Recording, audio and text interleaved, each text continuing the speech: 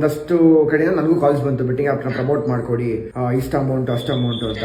ನನ್ನ ಒಂದು ಯೋಚನೆ ಹೆಂಗೆ ಅಂತ ಹೇಳಿದ್ರೆ, ದುಡಿದ್ರೆ ನಿಯತ್ತಾಗಿ ದುಡಿಬೇಕು, ಇಲ್ಲ ಅಂದ್ರೆ ಬೇಡವೇ ಬೇಡ. ಯಾವ್ದೇ ಬೆಟ್ಟಿಂಗ್ ಆಪ್ ಪ್ರಮೋಟ್ ಮಾಡಿ ಮತ್ತೊಂದು ಜನಕ್ಕೆ ರಾಂಗ್ ರೂಟ್ ಅಲ್ಲಿ ತಿಳ್ಸೋದು ಬೇಡ.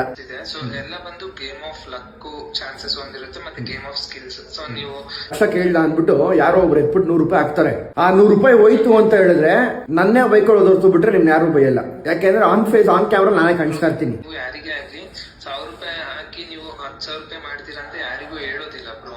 ಸೊ ನೀವೇನು ಹೇಳ್ತೀರಾ ಅಂದ್ರೆ ಇವಾಗ ಅವರು 1000 ರೂಪಾಯಿ ಹಾಕಿ 500 finally depends on each individuality. So ಇವಾಗ ನಾನೇ ಆಗಿರ್ಲಿ, ನನಗೆ ಅತಿ ಆಸೆ ಪಟ್ಟರೆ ನನಗೆ ಫೈನಲಿ ಲಾಸೇ ಆಗುತ್ತೆ ಅಮೌಂಟ್. ಇವಾಗ ನೀವ್ ಹೇಳಿದ್ರಿ 100 ರೂಪಾಯಿ ಎಲ್ರಿಗೂ, ಪ್ರತಿಯೊಬ್ಬರಿಗೂ 10 ರೂಪಾಯಿನೂ ದೊಡ್ಡದಾಗಿರುತ್ತೆ, 1 ರೂಪಾಯಿನೂ ದೊಡ್ಡದಾಗಿರುತ್ತೆ. 10 ರೂಪಾಯಿ ಅಲ್ಲ 100 ರೂಪಾಯಿ ಅಲ್ಲ ಕೋಟಿ ಬರುತ್ತೆ ಅಂತ ಹೇಳಿದ್ರು ಆ ದುಡ್ಡು ಮುಟ್ಟಲ್ಲ ಬ್ರೋ. ನಾನು ಕಷ್ಟಪಟ್ಟು ಕೆಲಸ ಮಾಡ್ತೀನಿ, ಅದನ್ನ ಸಂಪಾದನೆ ಮಾಡ್ತೀನಿ ಅಷ್ಟೇ. ಸಾಕಷ್ಟು ಕಾಲ್ಸ್ ಇದೇ ತರ ಬರ್ತಾ ಇರುತ್ತೆ ನನಗೆ.